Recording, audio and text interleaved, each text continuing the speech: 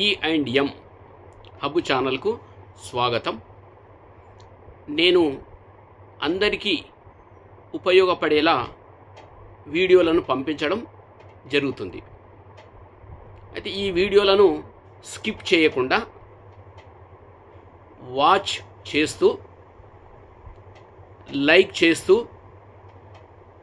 Share చేస్తూ అందరితో subscribe చేయించవలసిందిగా మనవి చేస్తూ ఉన్నాను.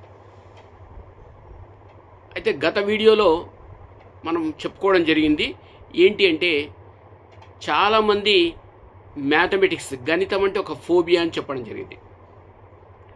అయితే ఆ యొక్క భయాన్ని పోగొట్టడానికి ఈరోజు మరొక వీడియోను పంపించడం జరుగుతూ ఉంది.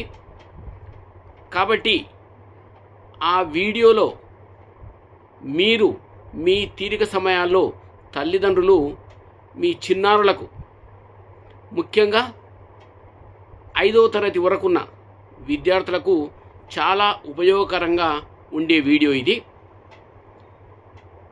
గణితంలో ఉన్న బేసిక్ ఫండమెంటల్ ఆపరేషన్స్ ఏవైతే ఉన్నాయో, ఆ బేసిక్ ఫండమెంటల్ ఆపరేషన్స్ అంటే ప్లస్, మైనస్, ఇంటూ, అదేవిధంగా డివిజన్, వీటిని ప్రతి విద్యార్థి 5వ తరగతి లోపలనే ఇవన్నీ బాగా వచ్చినట్లయితే ఇవి నిత్య జీవితంలో ఉపయోగపడడమే కాకుండా రేపు భవిష్యత్తులో 5వ తరగతి ఆ తర్వాత స్థాయిలో విద్యార్థులందరూ గణితాన్ని ఆసక్తికరంగా నేర్చుకునే విధంగా మీకు కొన్ని టిప్స్ నేను ఇప్పుడు అందజేయడం జరుగుతుంది. ఏంటి అంటే, ఎవరైతే గణితం అంటే భయపడుతున్నారో ఆ విద్యార్థులకు, ఆ చిన్నారులకు మీరు కొన్ని చింతగింజలు కానీ, లేకుంటే చిన్న చిన్న రాళ్ళు కానీ, ఇంకే మీకు అందుబాటులో ఉన్నటువంటి ఏవైనా వస్తువులను తీసుకొని దాని ద్వారా ఈ 4 ఏవైతే బేసిక్ ఫండమెంటల్ ఆపరేషన్స్ ఉన్నాయో, అంటే ప్రాథమిక పరిక్రియలు గణితంలో 4, ఆ 4ంటిని ఏ విధంగా మనము పిల్లలు ఆసక్తికరంగా ఉండే విధంగా నేర్చుకోవాలో దీని ద్వారా మీకు తెలియజేస్తా ఉన్నాను. కాబట్టి చింతగింజలు కానీ ఇంకేదైనా మీకు అందుబాటులోనే తీసుకొని, మొదటగా నేను ఒక ఉదాహరణ మీకు చెప్పడం జరుగుతూ ఉంది. 6, 3 అంటే ఒక 6 చింతగింజలు, ఒక 3 చింతగింజలు, మొత్తం 9 చింతగింజలు తీసుకోండి. 6ంటిని సపరేట్ చూపించండి, 3ంటిని సపరేట్ చూపించండి. అంటే నేను ఏ పెన్ను పేపర్ లేకుండా కేవలం ఓరల్గా విద్యార్థులకు ఆసక్తి కలిగించే విధంగా మీరు ప్రయత్నం చేయాలి. ఈ 2 చింతగింజలను ఒక చోట చేర్చమని చెప్పండి. మొత్తం ఎన్నైతే కౌంట్ చేయించండి. ఇటువైపున్న ఈ కుప్పలో ఎన్ని ఉన్నాయి కౌంట్ చేయండి, ఈ కుప్పలో కూడా ఎన్ని ఉన్నాయి కౌంట్ చేయండి. అంటే దీంట్లో ఏం చెప్తాడు, 1, 2, 3, 4, 5, 6 అంటాడు. ఇక్కడ 1, 2, 3 అంటాడు. బాబు ఇవన్నీ ఒక చోట చేర్చండి. ఇప్పుడు మళ్ళీ మొత్తం లెక్క కట్టండి. అంటే అప్పుడు ఏం చేస్తాడు, మళ్ళీ 1 నుంచి 9 వరకు కౌంట్ చేయడం జరుగుతుంది.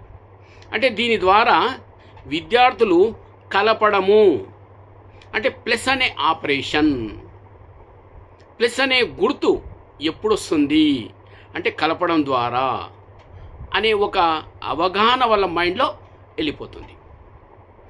అదేవిధంగా మీరు ఇంకో పరిక్రియను కూడా చేయించవచ్చు. అంటే దీంట్లో ఇప్పుడు నేను చెప్పిన దాంట్లో 6 + 3 అనే కాకుండా మీరు 2 సపరేట్ చేసి 7 సపరేట్ చేయొచ్చు, 4 సపరేట్ చేసి 5 సపరేట్ చేయొచ్చు. మీరు ఏ విధంగా కానివ్వండి, డిఫరెంట్ టైప్స్ ఆఫ్ అడిషన్స్ వస్తాయి. దీని ద్వారా మీరు ఒక పని ఏం చేయండి అంటే, ఎగ్జాంపుల్ 4, 5 సపరేట్ చేసి కౌంట్ చేసింది అనుకోండి. 4 + 5 = 9. అంటే ఎట్లయితే మనం గుణకారానికి టేబుల్స్ తయారు చేస్తూ ఉన్నామో, కూడికకు కూడా మనం టేబుల్స్ తయారు చేయించవచ్చు. ఎప్పుడు కొంత అవగాహన వచ్చిన తర్వాత. ఎగ్జాంపుల్ 1 + 0 1, 1 + 1 2, 1 + 2 3. అదేవిధంగా దానికి రివర్స్ కూడా తీసుకోవచ్చు. 0 + 1 1, 1 + 1 2, 2 + 1 3 రివర్స్లో. అంటే ఈ విధంగా కూడికలకు కూడా మనము టేబుల్స్ రూపంలో రాసినట్లయితే ఆ యొక్క ప్రాక్టీస్ ద్వారా విద్యార్థి జీవితంలో ఎప్పుడు మర్చిపోలేనటువంటి విధంగా ఉంటుంది. కాబట్టి ఈ విధంగా మీరు కూడికలకు కూడా టేబుల్స్ చిన్నపిల్లల చేత తయారు చేయించండి. ఫస్ట్ ఓరల్గా వాళ్ళకి అవగాహన కలిగించండి. ఆ ఓరల్గా వచ్చిన తర్వాత అప్పుడు మీరు మళ్ళీ రాత రూపంలో పిల్లలకు ప్రాక్టీస్ చేయించండి. ఈ విధంగా కూడికను బాగా మనం పర్ఫెక్ట్గా చేయించినట్లయితే ఆ పిల్లవాడు నిత్య జీవితంలో చాలా చక్కగా ఉపయోగిస్తాడు. అదేవిధంగా రెండో ఆపరేషన్, ఇప్పుడు మనం మైనస్ అంటున్నాం. 4 ప్రాథమిక పరీక్షలో ప్లస్ అయిపోయింది, ఇప్పుడు మైనస్లు కూడా ఏం చేయండి, ఆ కుప్పలో నుండి మొత్తం ఒక కుప్పలో 9 అని చెప్పాను కదా, మీరు తర్వాత వేరే విధంగా కూడా తయారు చేయొచ్చు. కానీ మొదట మాత్రం డైరెక్ట్గా ఆన్సర్ వచ్చే విధంగానే మనం కొంచెం అంటే అవగాహన వచ్చే విధంగా ప్రయత్నం చేయాలి.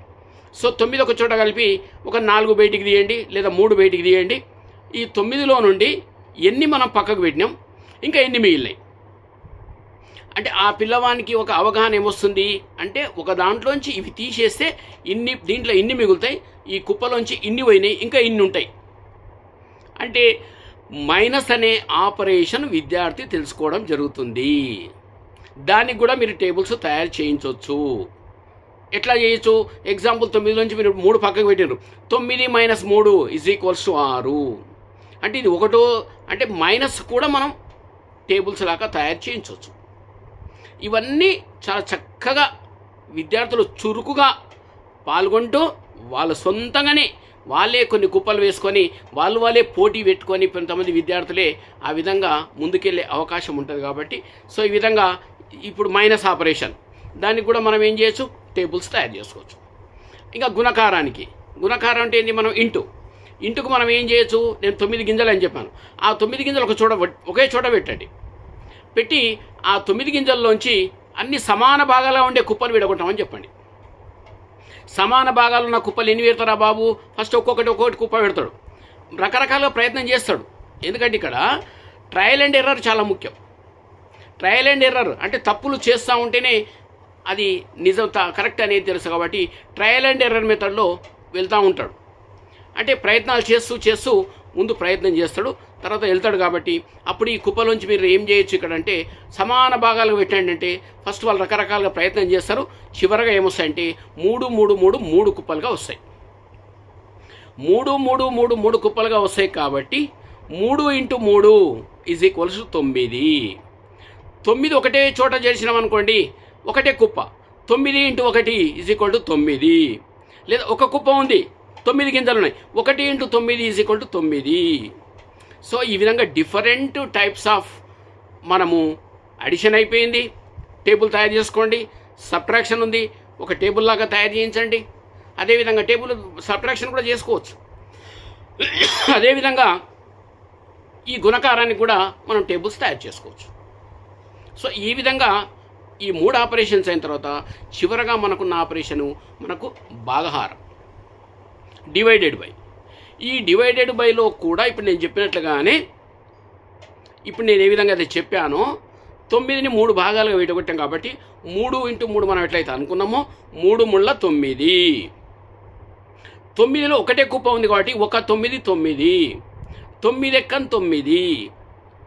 ఈ విధంగా భాగహారాన్ని కూడా విద్యార్థులు చాలా సులువుగా నేర్చుకునే అవకాశం నేను చెప్పిన చిన్న ఈ టిప్స్ ద్వారా పిల్లలకు చాలా చక్కగా మీరు నేర్పించవచ్చు.